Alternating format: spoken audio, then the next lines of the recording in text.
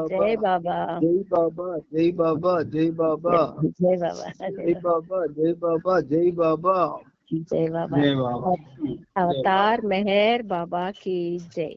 Beloved God, help us all to love you more and more and more and more and still yet more till we become worthy of union with you, and help us all to hold fast to Baba's Daman till the very end. Avatar Meher Baba ki jai. जय Avatar Meher బాబా కి జై. ప్రీతం మెహర్ బాబా, నీవు ప్రసాదించిన ప్రవచన సారము గ్రహించవలసిన తీరులో గ్రహించి సదవగాహన చేసుకుని వాటిని మా జీవనములలో ఆపాదించుకుని నిజాయితీ తోడను నిర్మల ప్రేమ తోడను వాటిని ఆచరించులాగున మా అందరినీ ఆశీర్వదించి అట్టి ఆచరణయుత జీవన శైలిలో జీవించినట్లు మా అందరినీ అనుగ్రహించి. అవతార్ మెహర్ బాబా కి జై. అవతార్ మెహర్ బాబా కి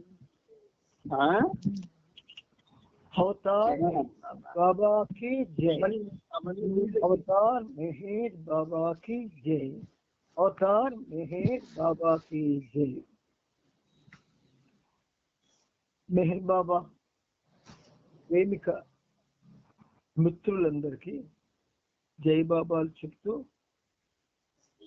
ప్రభువు మనకి అపార ప్రేమ చేత ఈ సహజీవనం అనేటటువంటి ఒక వేదికని ఆయన మనకి ప్రేమతో అందజేశారు. ఆ వేదిక మన యొక్క ఆధ్యాత్మిక ప్రగతికి అది దోహద పడగలిగితే మనమందరం కూడా ధన్యులం అవుతాం. రెండు విషయాలు మీకు ప్రస్తావన చేస్తాను. మొదటిది,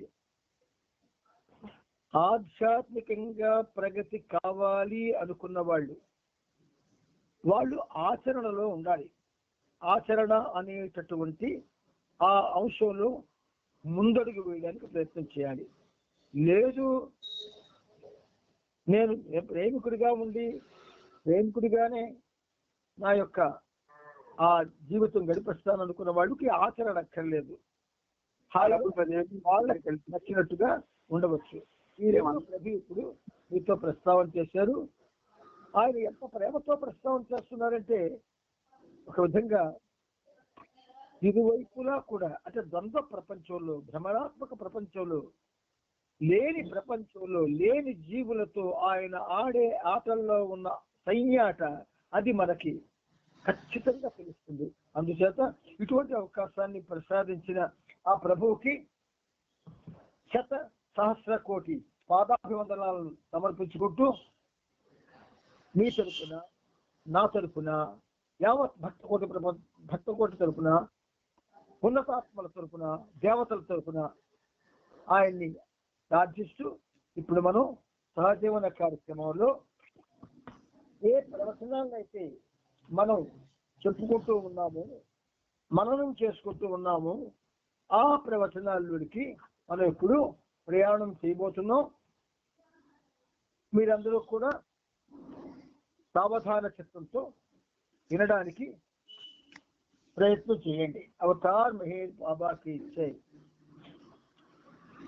ఈ ప్రవచనాల్ని వచనం చెప్పుకుంటూ ఆ వచనాన్ని మళ్ళీ చిన్న చిన్న సుమ మాలికలలో, అంటే చరణాల్లో రాసుకొని మనం అందరం కలిసి రాస్తున్నట్టే. ఇది మీ ప్రేరణ ఇందులో ఉంది కాబట్టి మీకు భాగం ఉంది గనక 36 చరణాలు చెప్పుకున్నాం. ఇప్పుడు 37, 38 ఆ 2 చరణాలు మనం చెప్పుకోవడానికి ప్రయత్నం చేద్దాం. అవతార్ మెహర్ బాబా కి జై. అవతార్ మెహర్ బాబా కి జై. అవతార్ మెహర్ బాబా కి జై. ఆయన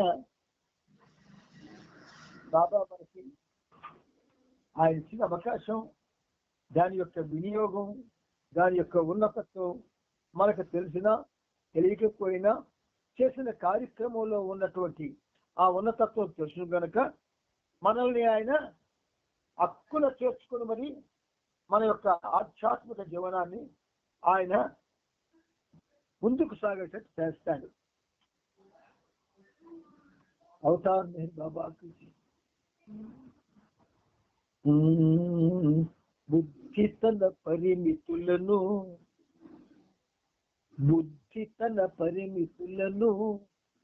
దాటుతూ అనంతత్వపు వెలుగులో, బుద్ధి తన పరిమితులను దాటుతూ అనంతత్వపు వెలుగులో ప్రకాశాన్ని పొందగలిగే తరుణమున పొందగల అనుభవమిది. ప్రకాశాన్ని పొందగలిగే తరుణమున పొందగల అనుభవం ఇది. మానవుడు పరిమితులను దాటుతూ భగవద్ జీవనములో, మానవుడు పరిమితులను దాటుతూ భగవద్ జీవనములో స్థిరపడిన ఆ క్షణములో ఆధ్యాత్మిక అనుభూతి పొందగలడు. స్థిరపడిన ఆ క్షణములో ఆధ్యాత్మిక అనుభూతి పొందగలడు.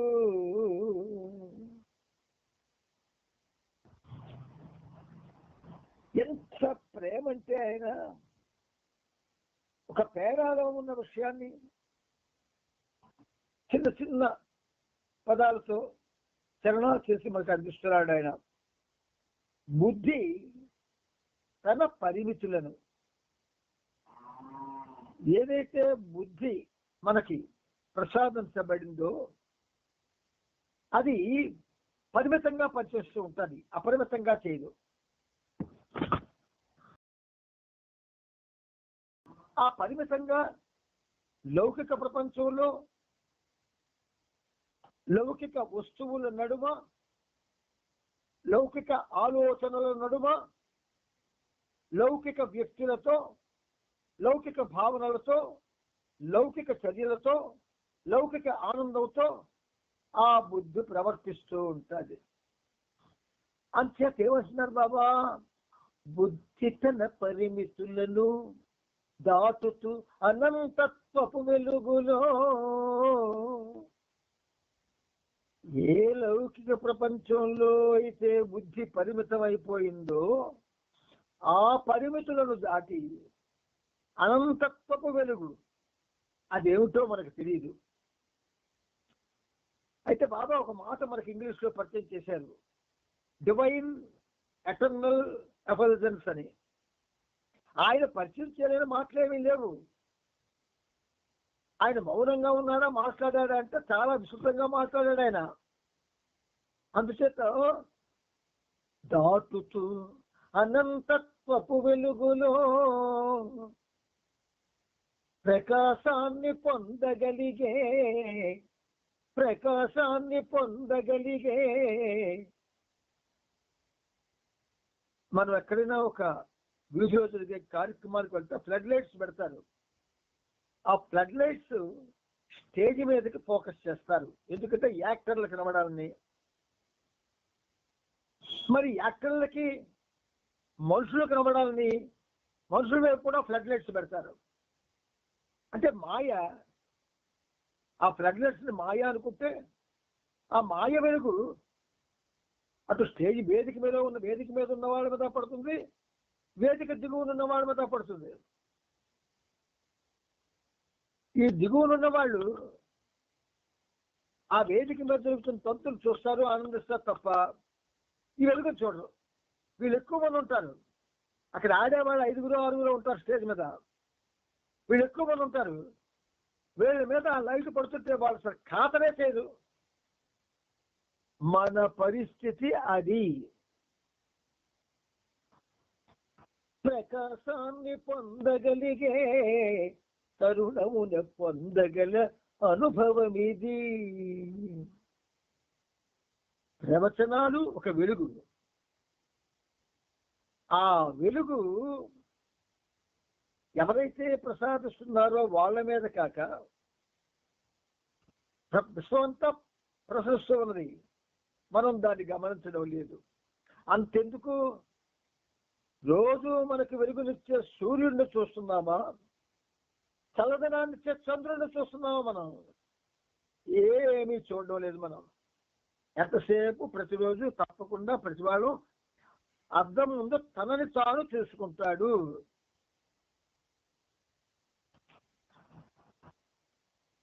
మానవుడు పరిమితులను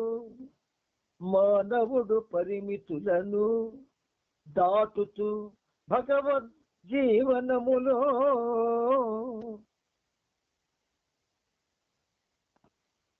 ఒక సినిమాకి రాస్తాడు, మానవా ఏమున్నది ఈ దేశం, ఇది రక్తమాంసముల అస్థి పంజరం, దీనిపై ఏలరా ఏ వ్యామోహం.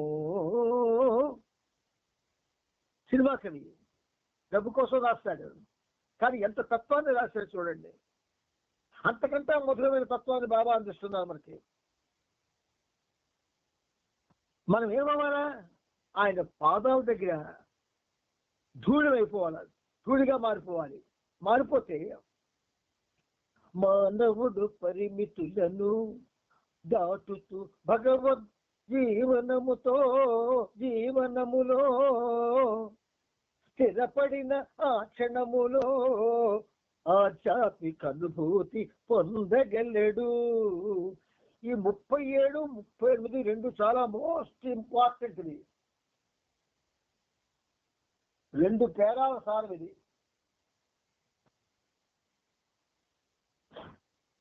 భగవద్జీవనంలో స్థిరపడిన ఆ క్షణం. ఈ ప్రపంచంలో ఎవరు లేరు, ఎవ్వరూ లేరు భగవద్జీవనంలో స్థిరపడిన వాళ్ళు. ఐహిక జీవనంలో స్థిరపడిన వాళ్ళు లక్షల సంఖ్యలో ఉన్నారు. గురువులుగా చలామణి అవుతూ ఆశ్రమాలు పెట్టే ప్రవచనాలు చెప్తున్నటువంటి వాళ్ళు మనలాగే ఉన్నారు. కొండల్లో కోనల్లో తపస్సులు చేస్తూ అనేక రకాలైన ఆధ్యాత్మిక చర్యలు చేస్తున్న వాళ్ళు స్థిరపడలేదు. గనక ఆధ్యాత్మిక అనుభూతి అనేది ఎవ్వరూ పొందలేకపోతున్నారు, గమనించండి. కానీ మనం అవతార పురుషులతో సంబంధం పొందగలిగాం, దానికంటే గొప్పది. కానీ మనకు ఆ ఉన్నతమైన ఆలోచనలు లేవు. నేను అవతారంతో నాకు సంబంధం ఉంది. I have a relation with the present avatar of this age. I am my most lovely friend is my avatar. అన్న భావన మనలో ఎవరిలో కూడా కలగడం లేదు. మిత్రులారా, ఇది ఒక విధంగా చెప్పాలంటే నిప్పు రవ్వలు చురుక్కుమంటుంటాయి. అందుచేత ప్రేమతో స్వీకరించండి, ప్రేమతో ఆలోచించండి, ప్రేమతో అవగాహన చేసుకోండి, ప్రేమతో జీవితాన్ని ఆ దిశ వైపు మళ్ళించండి. అవతార్ మెహర్ బాబాకి జై. ఇప్పుడు మనం ప్రవచనాల చరణాలను చెప్పుకున్నాం కదా, డైరెక్ట్ గా ప్రవచనాన్ని మనం ఇప్పుడు చెప్పుకుంటాం. ఆ ప్రవచనం ఆల్రెడీ మనం స్టార్ట్ చేసాం, కొంత చెప్పుకున్నాం. ఇవాళ సాంప్రదాయపు హద్దులు, సబ్జెక్టు పేరేమిటి? సాంప్రదాయపు హద్దులు. ఇవన్నీ కూడా ఆయన ఆ మహాతండ్రి, ఆ మహోన్నతుడు ఎంత ఆలోచించి, ఇది చిన్న ఆయన అనంతంలో ఇది చిన్న చర్య అయినప్పటికీ కూడా సామాన్య సాధకులకు కానీ ఒక స్థానానికి చెందినటువంటి వాళ్ళకి కానీ ఎవరికీ కూడా ఇది అందనిది. బాబా అంటున్నారు, ఆంతరిక జీవిత వాస్తవాల దృష్ట్యా బాహ్య అనుసరణలో గడిపే జీవితంలో ఒక్కొక్కప్పుడు ఆధ్యాత్మికత లోపిస్తుంది. ఒక ఉదాహరణ చెప్తాను. మనం అంటే మనం కాదు, ప్రజలు దేవాలయాలకు వెళ్తారు. ఆ దేవాలయంలో కిక్కిరిసిన జనం ఉంటే ఆ కిక్కిరిసిన జనం మధ్య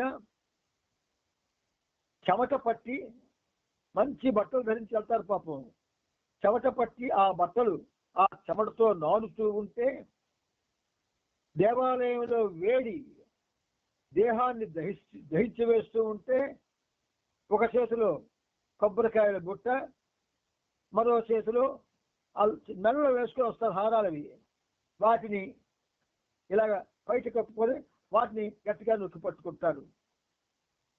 ఆ దేవాలయంలో ఉన్నంతసేపు ఎంత బేరం బయటికి వెళ్తామా అని అనుక్షణం కూడా బయటికి తెలియకుండా ఆరాటపడుతూ ఉంటారు. అప్పుడు ఆ దర్శనాన్ని ఏమనాలి? దైవ దర్శనమా, ఇంకే దర్శనమా?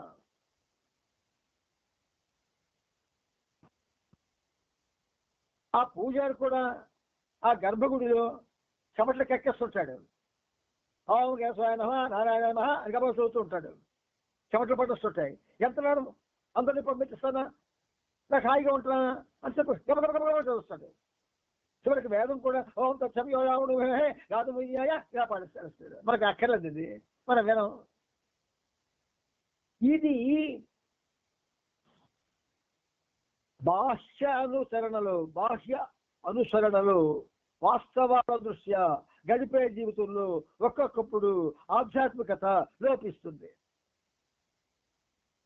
అన్ని దేవాలయాలు పుణ్యక్షేత్రాల్లో జరిగే తంతు ఇదే.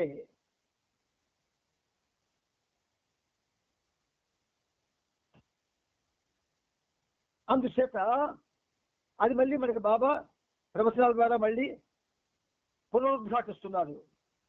కఠిన నియమాల నుండి ప్రక్కకు జరిగినప్పుడు జీవితం ఆధ్యాత్మికంగా ఫలవంతమగును. కఠిన నియమాల నుండి, ఏమిటి నియమాలు?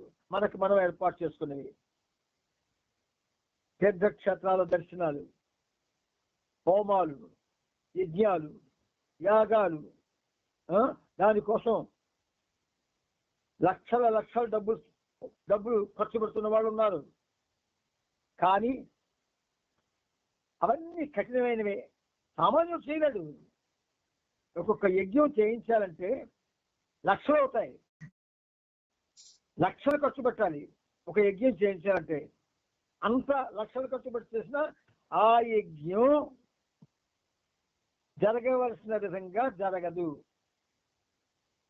అంచేత కఠిన నియమాల నుండి పక్కకు జరిగిపోవాలి. జరిగిపోతే జీవితం ఆధ్యాత్మికంగా ఫలవంతమవుతుంది. Present avatar of this age తన యొక్క ఈ మానవుల మధ్య ఎంత ప్రేమో చూడండి. వాళ్ళ గురించి ఆలోచించినటువంటి నిర్లక్ష్య వైఖరులకి ఈయన లక్ష్యంగా తీసుకొని ఆయనకు చెప్తున్నాడు. వాళ్ళకి వ్యావహారికంగా పాతుకుపోయిన లోక ఆచారాలను అనుసరించటం వ్యక్తి మాయాభరితమైన అసత్యపు జీవితం వైపుకు ఒరిగి సత్యము, శాశ్వత విలువలకు ఆధారపూరితమైన జీవితానికి దూరమవుతాడు. ఎంత బాగా చెప్తున్నారు చూడండి.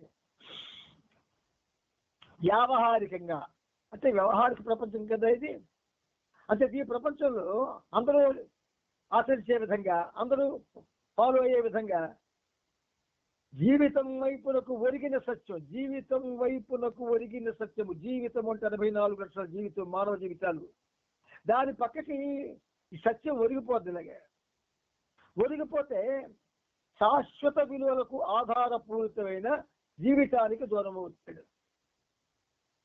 అందుకే బాబా బ్లంట్గా చెప్పారు, కర్మకాండలు, యాగాలు, యజ్ఞాలు వీటి వల్ల ఫలితం ఉండదు అని స్పష్టంగా చెప్పాడు ఆయన. ఏదైతే సాంప్రదాయ సిద్ధంగా గుర్తించబడిందో దాని యందు ఆధ్యాత్మిక పటుత్వం ఉండనక్కర్లేదు. ఎందుకు దానికి ఆధ్యాత్మిక పటుత్వం ఎందుకు? రుక్కులు వీడు చదవడు, దేవాలయంలో షోడశోపచార పూజకు సంబంధించిన మంత్రాలు చదవడు, శాస్త్రం చదవక్కర్లేదు, వీడే చేయక్కర్లేదు. అలా నిలబడితే ఆ లోపల పురోహితులు ఇద్దరు ముగ్గురు చేస్తుంటారు ఈ వ్యవహారం అంతాను. అంచేత ఏమిటి, పట్టు ఎక్కడుంది మనకి? పట్టు లేదు, ఒట్టు లేదు, ఫలితం ఉండదు. అంచేత ఏమిటింది, దాని యందు ఆధ్యాత్మిక పట్టు ఉండనక్కర్లేదు. సరికదా? దానికి భిన్నంగా ఆధ్యాత్మికం అంటే ఏమిటో తెలియని సగటు సామాన్య మనుషుల ఆలోచన సరళి పుట్టి పెరిగిన ఈ సంప్రదాయాలు చాలా వరకు భ్రాంతి విలువలనే కలిగి ఉంటాయి. ఎంత భ్రాంతి! భార్య భర్తను ప్రేమించడం భ్రాంతి, పిల్లలు తల్లిదండ్రులను ప్రేమించడం భ్రాంతి, మానవులు భగవంతుడి కోసం ఆరాటపడడం భ్రాంతి, ప్రేమలు భ్రాంతి, మనుషుల మధ్య స్నేహ సంబంధాలు భ్రాంతి. అంత భ్రాంతే, నిజం కాదు. అంచేత బాబా అంటున్నారు, ఈ సాంప్రదాయాలు చాలా వరకు భ్రాంతి విలువలనే కలిగి ఉంటాయి. అత్యంత సామాన్య మనసుల నుండి పుట్టి పెరిగినవి కనుకనే లోకాచారాలు చాలా వరకు అసత్యపు విలువలనే కలిగి ఉంటాయి. నీ ప్రభువు నీకు ఏం చేస్తున్నాడు?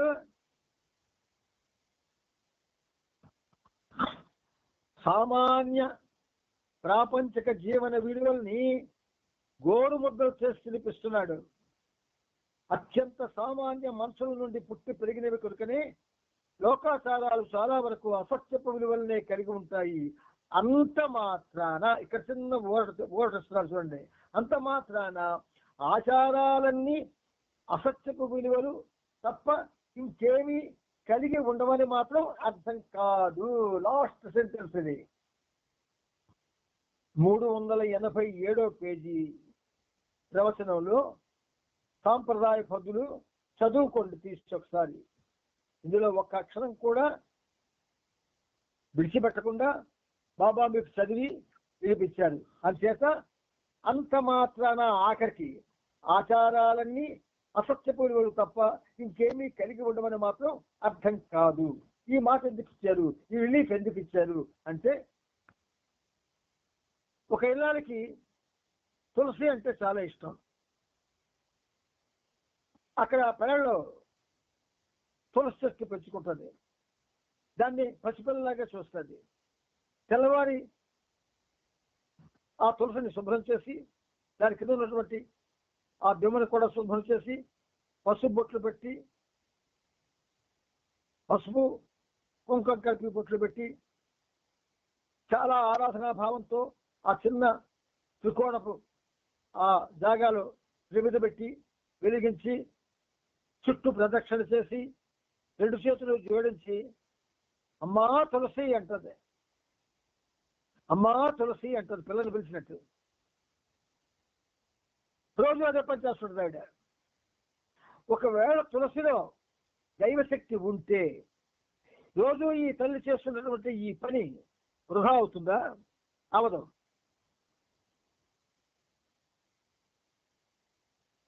ఒక ఆయన ఆఫీస్ నుంచి వచ్చేస్తూ ఆ బడలికతో ఇంటికి వెళ్లకుండా దగ్గరున్న దేవాలయానికి వెళ్ళి ఆ భగవంతుడికి ఎదురుగుండా మసలేసుకుని కూర్చొని అలాగా ఆయన్ని చూస్తూ రెప్ప వాల్చకుండా ఒక అరగంట గడిపిన తర్వాత ఏదో ఆనందాన్ని పొంది ఇంటికి వెళ్తాడు.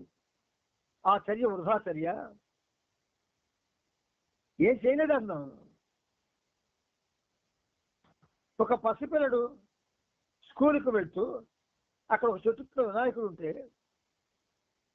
ఆ స్కూల్కి లోపలికి వెళ్లే ముందు ఆ వినాయకుడి దగ్గరికి వెళ్ళి ఏదో వాడికి నచ్చిన రీతిలో తొండము నేకదంతము తోరము భుజేవు అన్న శ్లోకాన్ని చదివి ఆయన కాళ్ళకి దండం పెట్టి స్వామి మా అమ్మ నాన్న నన్ను చదివిస్తున్నారు, నాకు చదువు బాగా వచ్చేటట్టు చేయతండి అని ఒక దండం పెట్టి ఆయన కాళ్ళకి స్కూల్కి వెళ్తాడు. ప్రతిరోజు అలవాటు చేసుకున్నాడు.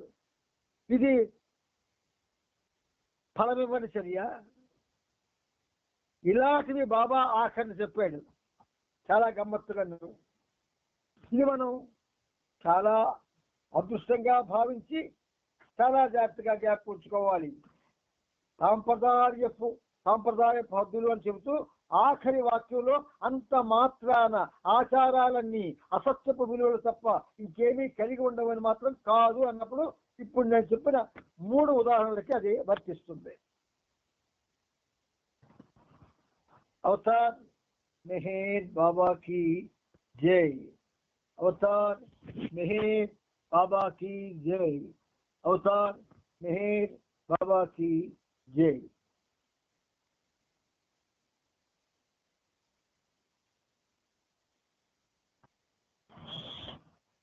మనం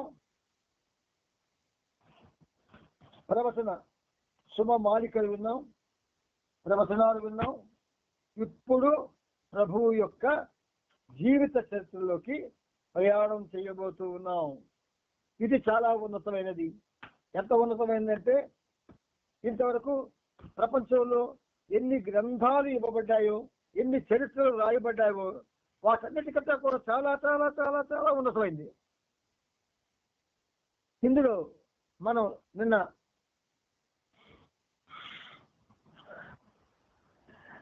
బాబా నాకు ఒక్కొక్కసారి మీ మీద ఎక్కువ ప్రేమ వస్తుంటుంది, ఆ ప్రేమ వల్ల ఆవేశం వస్తుంది, కొంచెం వాయిస్ బాగులేనందువల్ల గట్టిగా చెప్పవలసి వస్తుంది, తప్పుగా అనుకోకండి.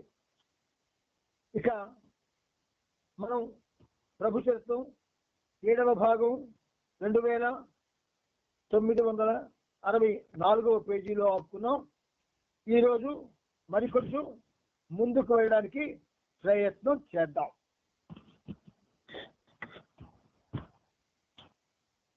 బాబా ప్రయాణాల్లో ఉన్నప్పుడు స్త్రీ పురుష మండలి వాళ్ళ ఆరోగ్యం గురించి వివరంగా తెలియజేస్తూ ప్రతిరోజు టెలిగ్రామ్ పంపమని విష్ణును ఆదేశించారు. అవతారుడు చేసిన ఈ చర్య భౌతిక చర్య కాదు, బాధ్యతాయుత చర్య. బాబా ప్రయాణాల్లో ఉన్నప్పుడు స్త్రీ పురుష మండలి వాళ్ళ ఆరోగ్యం గురించి వివరంగా తెలియజేస్తూ ప్రతిరోజు టెలిగ్రామ్ పంపమని విష్ణువుని ఆదేశించారు. టెలిగ్రాములను ఆ ప్రాంతపు రైల్వే స్టేషన్ మాస్టర్ పేరున పంపించేవారు. బాబా ఈ విషయంలో చాలా ఖచ్చితంగా ఉండేవారు. అలా ప్రతిరోజు బాబా మండలిలో ఒకరు టెలిగ్రాములను తీసుకునేందుకు స్టేషన్కి వెళ్ళేవారు. ఏమీ రాకపోతే బాబా విష్ణువుని తిడుతూ అతని నుండి ఏ వార్త రాకపోవడానికి కారణం ఏమిటని బాబా విష్ణువుకి టెలిగ్రామ్ పంపించేవారు. చాలా చాలా చాలా ప్రేమయుతంగా ఉంటాయి. కొంచెం అందులో అవతారం యొక్క ఆ ఆట కూడా ఉంటుంది. 1942 జూలై 12వ తేదీన ఉదయర్మాన్ మస్తాన్ అనే గొప్ప మస్తును బాబా ఉన్న కుటీరానికి తీసుకొచ్చారు. ఉదయర్మాన్ బాగా వయసు మళ్ళిన జమాలి మస్తు, జమాలి ఇత్తేఫాకి మెహబూబీ అని 4 రకాలైనటువంటి శక్తివంతమైనటువంటి మస్తులు ఉన్నారు. అందులో ఈయన జమాలి మస్తు. కన్నా జలాలి చాలా పవర్ఫుల్. అంచేత జమాలి మస్తు అందరితో సౌమ్యంగా ఉండేవాడు. బాబా ఆంతరిక కార్యక్రమానికి చక్కగా సరిపోయాడు. ఆ రోజు నుండి బాబా కట్ గోడంలోని ఆ కుటీరంలో ఇంచుమించు ప్రతిరోజు అతనితో కలిసి కూర్చునేవారు. ఈ జలాలి టైపులు ఏమిటంటే భగవత్ కార్యానికి ప్రత్యేకంగా వాళ్ళు పనిచేస్తారు. అవతారుడు అవకాశం వాళ్ళకి ఇస్తాడు. అప్పుడు బాబా నలదమయంతి వ్యాలీ నుండి దిగి, నలదమయంతి వ్యాలీ దాని పేరు, నలదమయంతి వ్యాలీ నుండి దిగి మౌని బాబా అనే సూక్ష్మ చైతన్యపు యోగితో సాంగత్యం చేశారు. ఇక్కడ మనకేమిటంటే ఈ వయసు మళ్ళిన జమారీ మస్తు అందరితో సౌమ్యంగా ఉండేవాడు. బాబా ఆంతరిక కార్యక్రమానికి చక్కగా సరిపోయాడు. ఆ రోజు నుండి బాబా కత్ గోడంలోని ఆ కుటీరంలో ఇంచుమించు ప్రతిరోజు అతనితో కలిసి కూర్చునేవారు. జూలై 14న కత్ గోడం నుండి బాబా బస్సులో అక్కడికి 22 మైళ్ళ దూరంలో ఉన్న భోవాలీకి వెళ్ళారు. అక్కడి నుండి కాలినడకన మహాగ్రామ్ పోసాలి పర్వతాల వద్దకు వెళ్ళారు. బస్సుల కొరకు వెదకి తిరిగి మహాగ్రామ్కి వచ్చారు. అక్కడ నయిని బాబా అనే సూక్ష్మ చైతన్యంలో ఉన్న ఒక కుర్రవాణితో బాబా సాంగత్యం చేశారు. అక్కడ ఆధ్యాత్మికత పట్ల మక్కువ కలిగిన మరొక వ్యక్తిని కూడా చూసి బాబా అతన్ని ఆశీర్వదించారు. అప్పుడు బాబా నలభై వేలి నుండి దిగి మౌని బాబా అనే సూక్ష్మ చైతన్య యోగితో సాంగత్యం చేశారు. ఈ యోగి కొద్దిమంది శిష్యులతో అక్కడ ఒక ఆశ్రమంలో ఉంటూ ఏళ్ల తరబడి మౌనాన్ని సాగిస్తున్నాడు. బాబా మండలితో భవాలీకి ప్రయాణమయ్యారు. వాళ్ళు అధిరోహించే ఆ కొండదారులు సన్నగా ఎత్తు పొలాలతో ఉన్నాయి. బాబా మాటి మాటికి ఆగి తన చేతి వేలతో నేలను ముట్టుకునేవారు. అదే సమయంలో నుదుటి నుండి చెమట బిందువులు ఆ వేడికి జారిపడేవి. ఈ హిమాలయ పర్వతాలపై తిరుగుతున్నప్పుడు ఎంతో కష్టమైన పని ముగించి ఆధ్యాత్మికంగా భారాన్ని మోస్తున్నట్టుగా బాబా కనబడేవారని మండలి వారు చెప్పేవారు.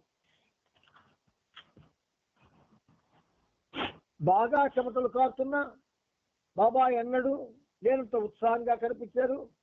ఒక్క క్షణం కూడా విశ్రాంతి తీసుకోలేదు. బయలుదేరే ముందు బాబా ఒక కప్పు టీ మాత్రం తీసుకొని రోజంతా మరేమీ తీసుకోలేదు. అయినా ఏటవాలుగా ఉన్న ఆ కొండదారుల్లో త్వరగా నడిచేవారు. ఒక్కోసారి వెళ్లే దారి చాలా ఎత్తుగా ఇబ్బందికరంగా ఉన్నప్పుడు వంగి మోకాళ్ల పైన చేతులు నేల కానించి వెళ్ళవలసి వచ్చేది. వారి శరీరంలో ప్రతి భాగం నొప్పితో సలసలమనేది. అలాంటి సమయాల్లో మండలి వారితో విశ్వాత్మకమైన నా శరీరానికి బాధ కలిగినప్పుడు నేను 1000 శరీరాల బాధను అనుభవిస్తాను అని బాబా వ్యాఖ్యానించారు. ఇలా బాబా చెప్పడంలో లోపల గడుపుకుంటున్న వారి మనసులు కూడా మారు పడకుండా మౌనం వహించేవి. ఉన్న ప్రతి వారికి బాబాకు కూడా దాహం కలిగింది, కానీ నీరు త్రాగడాన్ని నిషేధించారు. ఈ లాజ్ మెహర్ని చాలా మంది అనువదించారు. వాళ్ళందరికీ మనం ప్రేమపూర్వక జయబాబాలు చెబుతూ ఉండడమే కాక చదువుతున్న ప్రతిసారి కూడా వాళ్ళని బాబా ఆధ్యాత్మిక జీవిత ఉన్నత స్థితుల్లోకి తీసుకువెళ్ళాలి అని మనం కోరుకోవాల్సిన అవసరం ఉన్నది. ఈ అనువాదం చేయడంలో చాలా జాగ్రత్త వహించారు. మనల్ని ప్రతి అక్షరం, ప్రతి వాక్యం, ప్రతి పేర మనల్ని పులకంపజేస్తున్నట్టుగా రాశారు, అనువాదం చేశారు. ఆ అనువాదకులందరికీ మీ తరపున, బాబా ప్రేమలోకం తరపున, ఈ పనిముట్టు తరపున వాళ్ళందరికీ కూడా నేను నమస్కారాలు తెలియజేస్తున్నాను. అప్పుడు మధ్యాహ్నం 2 గంటల సమయం. వాళ్ళు ఇంకా 4 మైళ్ళు నడిస్తే గాని సమతా ప్రదేశం చేరుకోలేరు. దానికి ముందు చివరగా ఒక కొండను కూడా ఎక్కాలి. ఆది బాగా అలసిపోయాడు. ముందుకేమాత్రం నడవలేని స్థితిలో ఉన్నాడు. కాక బైదుల్ ఉస్తాద్జీ కూడా అదే పరిస్థితిలో ఉన్నారు. కానీ ఎలాగోలా ముందుకు సాగి 7 మైళ్ళకు పైగా నడిచి భోవాలీకి చేరుకున్నారు. భోవాలి ఆ ఊరి పేరు. సాయంత్రానికి బాబా కాక ఆది బస్సులో తిరిగి కత్గూడెం చేరుకున్నారు. అక్కడ బాబా వాళ్ళ దాహం తెచ్చుకోమని చెప్పారు. బాబాకు ఆదికి అలాగే తన కోసం కూడా కాక భోజనం తయారు చేశాడు. ఆది బాగా అలసటగా కనబడి గుండెల్లో నొప్పిగా ఉందని తల వెనక్కి పెట్టి చేరబడ్డాడు. గుస్తాజీ బైదుల్ ఆ మన్నాటికి కత్ గోడెన్ చేరుకున్నాడు. ఇక్కడే హిమాలయాల్లో తన మౌనాన్ని వదిలిపెడుతున్నట్లు బాబా చాలా రోజుల నుండి ఎంతో గంభీరమైన సూచనలు ఇస్తున్నారు. అక్కడ వస్తున్నారని పడింది, గంభీరమైన సూచనలు ఇస్తున్నారు అని మీరు దిద్దుకోండి, వా కొట్టి ఈ రాసుకోండి. జూలై 16న అంటే సూచనలు ఇస్తూ వస్తున్నారు అన్నమాట, సూచనలు ఇస్తూ ఉన్నారు అన్నమాటకి తేడా ఉంది కదా. జూలై 16న ఉదయం 3 గంటలకు బాబా నిద్ర లేచారు. తాను ఏకాంతంలో కూర్చునేందుకు అనువైన ప్రదేశాన్ని చూడడానికి తన మండలి వాళ్ళు నలుగురిని వెంట పెట్టుకొని బాబా ఉదయం 5 గంటలకు బయలుదేరారు. ఒక కాలువ దాటి 2 గంటల పాటు మోకాళ్ల పైన చేతుల పైన దోక్కుంటూ దట్టంగా పెరిగిన చెట్ల పొదల గుండా పైకి ఎక్కుతూ వెళ్ళారు.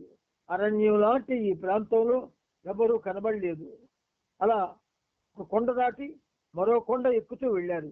కానీ ఎక్కడ జన సంచారమే లేదు. బాబా వడివడిగా నడుస్తున్నారు. బాబా వేగాన్ని అందుకోవడం మండలి వాళ్లకు చాలా కష్టమైంది. దారిలో ఉన్న రాతిపైన నడుస్తూ జారి పడిపోయి ఆది చీలమండలం 2 సార్లు వెలికినంత పని అయింది. అనువైన స్థలం వారికి దొరకలేదు. ఇంతలో బాబా ఎదురుగా ఉన్న లోతైన లోయను చూపిస్తూ ఆ లోయ ప్రేతాత్మలతో నిండి ఉన్నది, అవి నన్ను చూసి స్వాగతం పలుకుతున్నాయి అని చెప్పి ముందుకు పరుగెత్తసాగారు. ఇది కొంచెం మనకి ఎంత అద్భుతంగా ఉన్నదో చూడండి వినడానికి. ఇది చరిత్ర కాదు, అవతారుని యొక్క లీలకి ఒక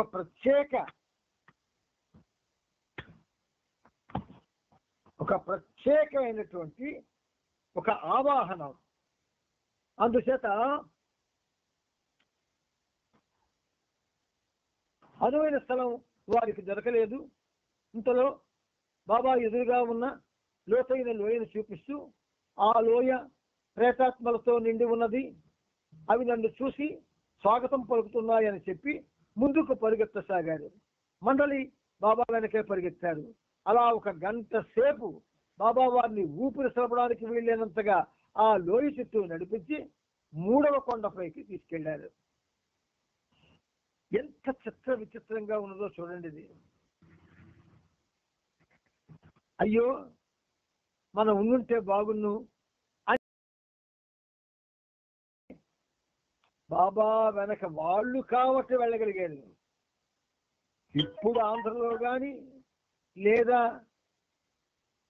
ఇంకా ఎక్కడ కానీ అంత సహనం, ఓర్పు, అవతారుని మీద అంతటి వినయ విధేయతలతో కూడుకున్నటువంటి భావం, ఆయన కోసమే జీవించేటటువంటి వైనం, ఇది ఎవ్వరికీ లేవు. వాళ్ళు కారణజన్ములు కాబట్టే అంతంత చికాకులు బాధలను కూడా సహించారు. బాబా అంటున్నారు, లోయ చుట్టూ నడిపించి 3వ కొండపైకి తీసుకువెళ్లారు. నా ఏకాంతవాసం మరింత ముఖ్యమైన ఈ ప్రేతాత్మల పిలుపును పట్టించుకోవాల్సి ఉన్నది అని బాబా అన్నారు.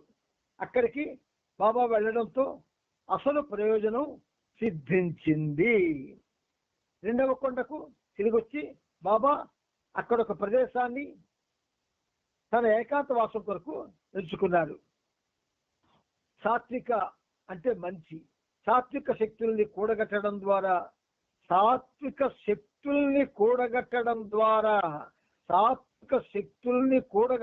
ద్వారా మానవ జాతి భవితవ్యాన్ని సమతుల్యతతో ఉంచేందుకు, అంతేగాక ఈ యుద్ధానికి దిశానిర్దేశం చేసే బీజాన్ని నాటడం కోసమే నా ఏకాంతవాసం అని బాబా ఒక సందర్భంలో తెలియజేశాడు. మీరందరూ చిన్నవాళ్ళు కాదు, బాగా జ్ఞానం ఉన్నవాళ్ళు, బాగా అనుభవం ఉన్నవాళ్ళు, చాలా మంచివాళ్ళు.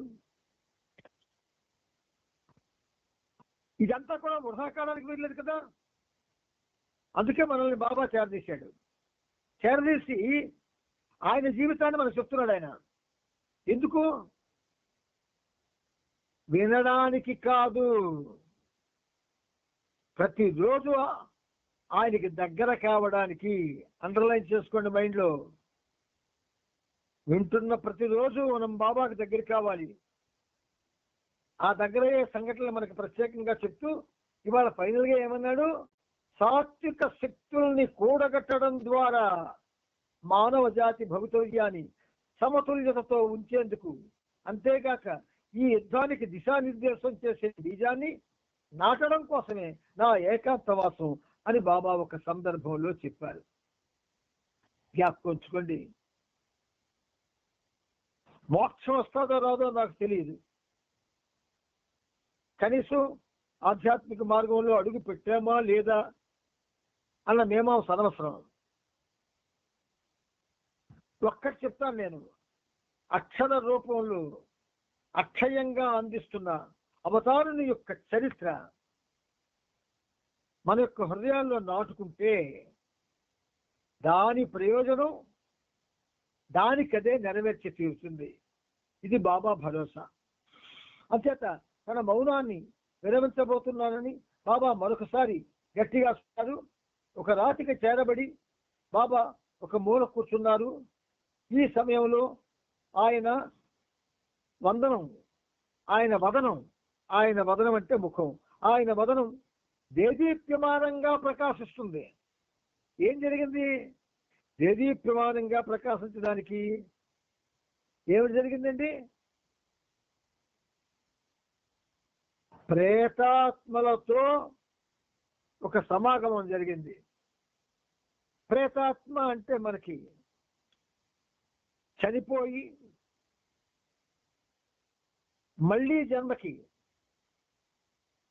ఎదురు చూడవలసిన పరిస్థితి వస్తుంది ఆ ఆత్మకి, ఆ బిందు ఆత్మకి. దాన్ని ప్రేతాత్మ అంటాము. అటువంటి ఆత్మలతో సంగమించిన తరువాత ఆయన వదనం దేదీప్యమానంగా ప్రకాశిస్తోంది. బైదుల్ కాకా గుస్తాద్జీ ఆదీలను పిలిచి నా నుండి 50 గజాల దూరంలో తలా ఒక మూల కూర్చోండి అన్నారు. నా నుండి 50 గజాల దూరంలో తలా ఒక మూల కూర్చోండి, నేను చప్పట్లు కొట్టేంత వరకు నా వైపు చూడకండి అని వాళ్ళకి సూచించారు. ఎంత అద్భుతంగా చూడండి, ఎంత నాటకీయంగా ఉంది చూడండి, ఎంత నవరసభరితంగా ఉంది చూడండి. మనం అది విన్నంత మాత్రం చేత మనం రోమాంచితం అయిపోతున్నాం. బాబా ఏకాంతవాసం ఉదయం 9:50కి ప్రారంభమైంది. బాబా మౌనాన్ని విరమించబోతున్నారు. మనమంతా దృష్టవంతులు. మండలి వారందరిలోనూ మన నలుగురమే ఆయన ఉచ్చరించే మాటలను వినేందుకు ఎన్నుకోబడ్డాం అనుకుంటూ ఆ నలుగురు మండలి ఎంతో ఉల్లాసంగా ఉన్నారు. అనుకోవడం అంటే ఎవరికి వారు మనసులో అనుకున్నారు. 55 నిమిషాల తరువాత సరిగ్గా 10:45 బాబా చప్పట్లు కొట్టగా మండలి వారు బాబాను సమీపించారు. బాబా అంటున్నారు, ఇన్నేళ్ల తరువాత ఆయన ఉచ్చరించి, అంటే బాబా ఎప్పుడైతే చప్పట్లు కొట్టారో బాబా దగ్గరికి వెళ్ళారు. బాబా అంటున్నారు, ఇన్నేళ్ల తరువాత, వీళ్ళు అనుకుంటున్నారు మనసుల్లో, ఇన్నేళ్ల తరువాత ఆయన ఉచ్చరించబోయే మొదటి మాట ఏమై ఉంటుంది అని వాళ్ళు అనుకుంటున్నారు. కానీ బాబా ఏ శబ్దాన్ని ఉచ్చరించకుండా మనం బయలుదేరాల్సిన సమయమైందన్న సంకేతం ఇచ్చారు. బైదుల్ బాబా ఏకాంతంలో కూర్చున్న ప్రదేశం నుంచి కొంచెం మట్టిని తీసి ఒక పెట్టెలో భద్రపరిచాడు. చూసారా బైదుల్కి ఎటువంటి జ్ఞానం ఇచ్చారో? ఆ విధంగా బాబా హిమాలయ ప్రాంతంలో అలాంటి 7 ప్రదేశాల్లో కూర్చొని ఏకాంతవాసం చేశారు.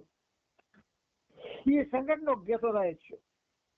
ఈ సంఘటనని 2966లో ఉన్నటువంటి ఈ పేజీలో ఉన్న ఈ సంఘటనని చక్కని గీతం కింద మౌల్డ్ చేస్తే చాలా బాగుంటుంది. ప్రయత్నం చేయండి.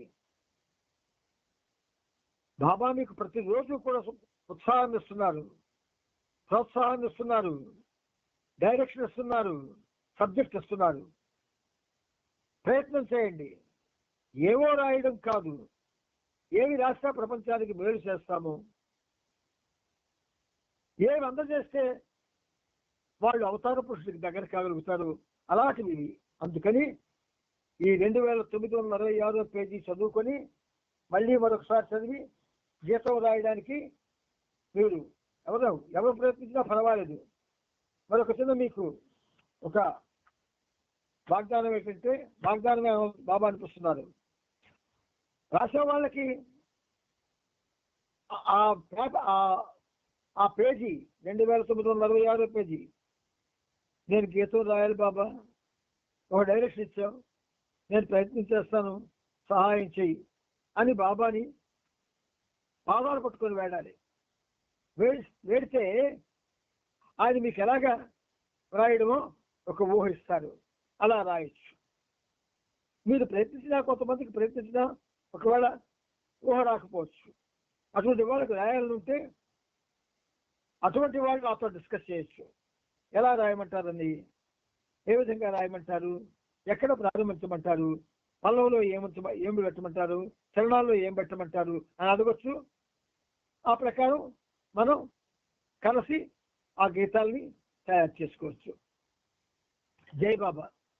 జూలై 17న బాబా రోజుకి 3 సార్లు పాలు లేకుండా టీ తీసుకొని కత్గూడెంలో ఉపవాసం ప్రారంభించారు.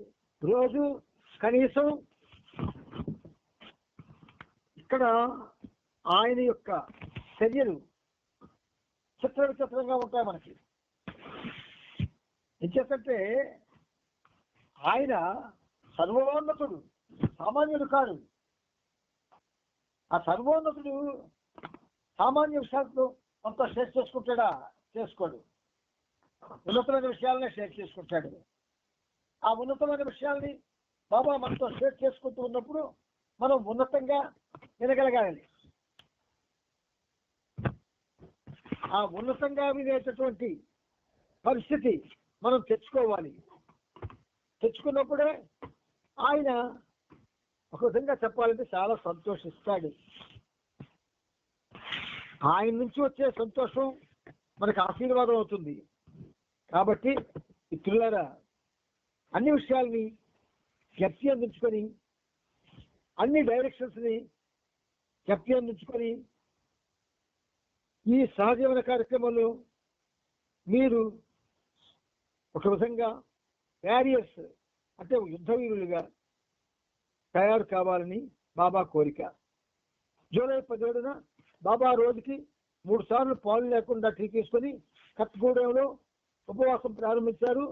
రోజు కనీసం 1 గంట ఉదర్మాన్ మస్తాన్తో కలిసి తన గదిలో ఏకాంతంగా కూర్చొని,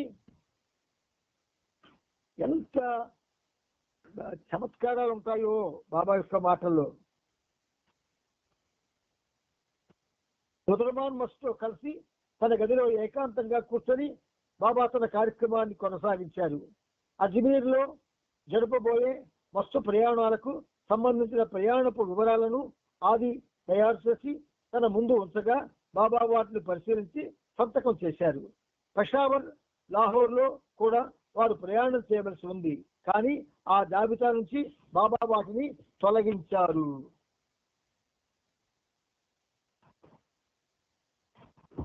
ఒక చిన్న పనులను మీకు చెప్తాను. ఎవరికి తెలుసు అవతారుని కార్యం, ఎవరికి తెలుసు అవతారుని కార్యం, అతడే చెప్పాలి మనకు అప్పుడే ఏదో జరుగును మనకు. ఏమిటంటే హృదయం ఉన్నది మన దగ్గర. హృదయం గొప్ప గమ్మత్తైంది. అది విలపిస్తుంది, ఆనందిస్తుంది, అనురాగాన్ని చూపిస్తుంది, ఆటంకపరుస్తుంది, ఆవేదన భర్త అవుతుంది. ఒకటేమిటి, అన్ని రకాల అనుభవాలని కూడా హృదయం మనకు పంచుతూ ఉంటుంది ప్రతిరోజు కూడా. ఆ హృదయాన్ని మనం నిర్లక్ష్యం చేశాం ఒక విధంగా. ఆ మాటలు నాకు సాహసిస్తున్నాను నేను. ఎందుకంటే every heart is my centre అని బాబా అంటే, ఎందుకది కేంద్రమైంది, బాబా కేంద్రమైంది ఒక్కరం కూడా ఏనాడు కూడా కొద్ది సమయం వెచ్చించి ఆలోచించలేదు. Every heart is my centre అని బాబా అన్నప్పుడు మనకి దాని మీద సరైన అవగాహన వచ్చి తీరాలి. అంచేత ఈ సహజీవనం సామాన్యం కాదుది, అనన్య సామాన్యమైనది. మిమ్మల్ని ప్రేమికునిగా తయారు కావడానికి సుసంపన్నమైనటువంటి లక్షణ సంపదని ప్రసాదించగలదు. 2, మీలో ఉన్న ప్రతిభని బయటకు తీసి ఆ ప్రతిభ ద్వారా అవతారం యొక్క ఆ చరిత్రని, ఆయన యొక్క లీలల్ని ప్రపంచానికి అందించే రచనలు చేయగల మంచి రచయితలుగా మారుస్తుంది ఈ సహజీవనం. అంతేకాదు, ఈ చదువుతూ మీ భావాలను రాస్తే, ప్రతిరోజు భావం అంటే చదువుతుంటే ఏదో ఒక భావన వస్తుంది కదా మీ అందరికీ. ఎవరి భావాన్ని వాళ్ళ పుస్తకంలో రాయండి, అదొక మంచి పుస్తకంగా తయారైపోతుంది. ఇలా మనల్ని అన్ని రంగాల నుంచి కూడా, అన్ని కోణాల నుంచి కూడా అభివృద్ధి చేస్తుంది ఈ సహజీవనం మాత్రమే.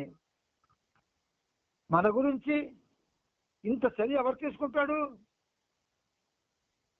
రాయగలిగిన వాడు రాసుకుపోతుంటాడు కానీ ఎదుటివాడు గురించి ఆలోచించాడు. పాడగలిగిన వాడు పాడుతూ పోతుంటాడు కానీ వాడు ఇంకొకరి చేత పాడించాలని ఆలోచించాడు. చేయగలిగిన వాడు చేసుకుంటూ పోతాడు కానీ ఇంకొకరి చేత చేయించాలని ఆలోచించాడు. ఇక్కడ మనకి సహజీవనం ఏం చేస్తుంది? ఈ సహజీవనంలో ఆయన మనందరినీ కూడా చక్కని పనిముట్లుగా తీర్చిదిద్దడానికి ఆయన ఆలోచిస్తూ ఉన్నాడు. ఆయన ఈ పనిముట్టు ఆయన పాదాల దగ్గర పడి ఉన్నది గనక ఆయన దీన్ని ఉపయోగిస్తున్నారు. ఎంతకాలం ఉండిపోతుంది? కొంతకాలానికి ఇది ఉండదు. మీరైనా తయారైనా మీలోని ఒక్కరు తయారైతే ప్రపంచానికి సహజీవనపు ఆ పరిమళాల్ని మీరు అందించగలుగుతారు. అవతార్ మెహర్ బాబాకి జై. ప్రస్తుతం 1 గంట ముద్రమానమస్తు కలిసి తన గదిలో ఏకాంతంగా కూర్చొని బాబా తన కార్యక్రమాన్ని కొనసాగించారు. అజ్మీర్లో జరపబోయే వస్తు ప్రయాణాలకు సంబంధించిన ప్రయాణపు వివరాలను అది తయారు చేసి తన ముందు ఉంచగా బాబా వాటిని పరిశీలించి సంతకం చేశారు. పెషావర్, లాహోర్లో కూడా వారు ప్రయాణం చేయవలసి ఉంది.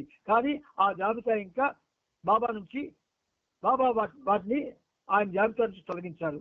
ప్రస్తుతం ఏకాంత మాసం సందర్భంగా బాబా కవాలి గానాన్ని వినాలన్న కోరికను వెలువచ్చగా జూలై 18న బైదులు స్థానికంగా ఉన్న కవాలి గాయకుడిని, సంగీత బృందాన్ని తీసుకొచ్చారు.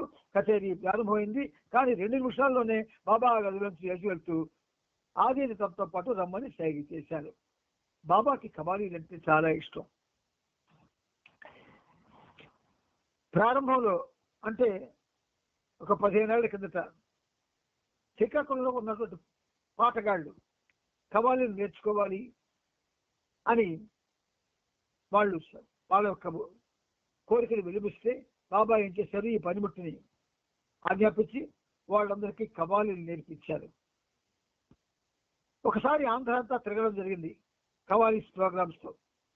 ఆ తర్వాత ఈ బృందంలో ఎవరికి వాళ్ళే గాయకులై వాళ్ళ గానాన్ని వాళ్ళకి వాళ్ళే వినిపించుకోవాలనే ఉద్దేశంతో బృందగానం మానేసుకున్నారు.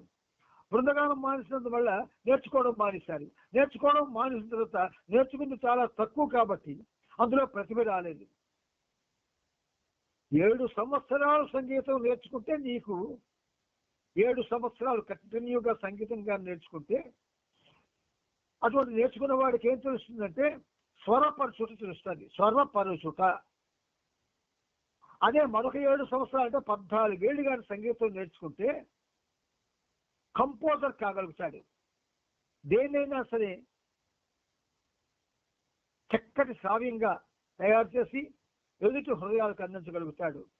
బాబా లవర్స్ లో ఎవరూ కూడా అంత శ్రమ పడలేదు. పడాలన్నటువంటి వాంఛ కూడా రాలేదు. కారణం ఏమిటంటే ప్రేమికులు ఏం చేస్తున్నారు?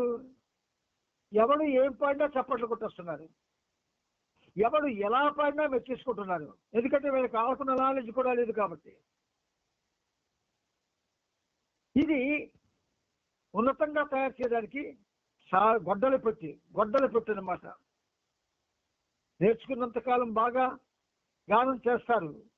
ఆపిస్తే గానం ఆగిపోద్ది, స్వరాలు మారిపోతాయి, గమకాలు మారిపోతాయి, శృతి మారుతుంది, పరిస్థితి మారిపోతుంది, శరీరం కూడా మారిపోతుంది.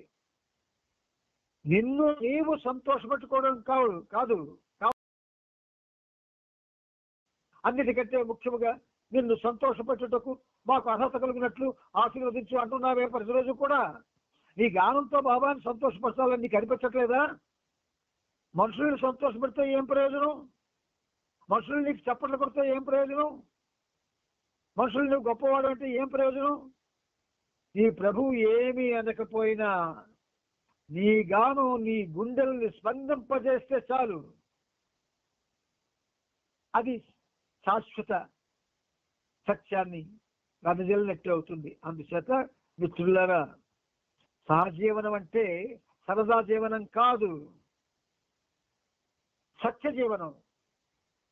సత్యంతో చెలిమి, సత్య చరిత్ర చదువుకోవడం, సత్య ప్రవచనాలను చెప్పుకోవడం. అందుచేత మీరు తయారవ్వాలి అంటే ఇంతకంటే గొప్ప వేదిక ప్రపంచంలో ఎక్కడ ఉండదు మీకు. ఇది బాబా తయారు చేసింది, బాబా సిద్ధం చేసింది, బాబాయే దీన్ని నడిపిస్తూ ఉన్నది. మనం కాదు గుర్తుంచుకోండి. బాబా గదిలోకి వెళ్ళి తలుపు మూసి ఆదితో అమితమైన విశ్వభారాన్ని తగ్గించుకునేందుకు ఒక కమాలి పాట విని చేత తీరుదామని నేను అనుకున్నాను. బైతులు ఈ మనిషిని ఎక్కడి నుంచి పట్టుకొచ్చాడు? వాడు పాడుతున్నది పాటేనా అన్నారు. ఇలాగ చాలా మంది గాయకులను విమర్శించారు బాబా. మనం ఏంటంటే దేన్ని సీరియస్ గా తీసుకోం, అలాగని సిల్లీగా తీసుకోం. సీరియస్ కి సిల్లీకి మధ్య జాగ్రత్తగా వినండి, మంచి సబ్జెక్ట్ ఇది. సీరియస్ కి సిల్లీకి నడుమ మరొక పదం ఉంది, సిన్సియారిటీ అని. Sincere, SINCERE, sincere. Sincerity, RITY, sincerity. This word will spell first 3 letters.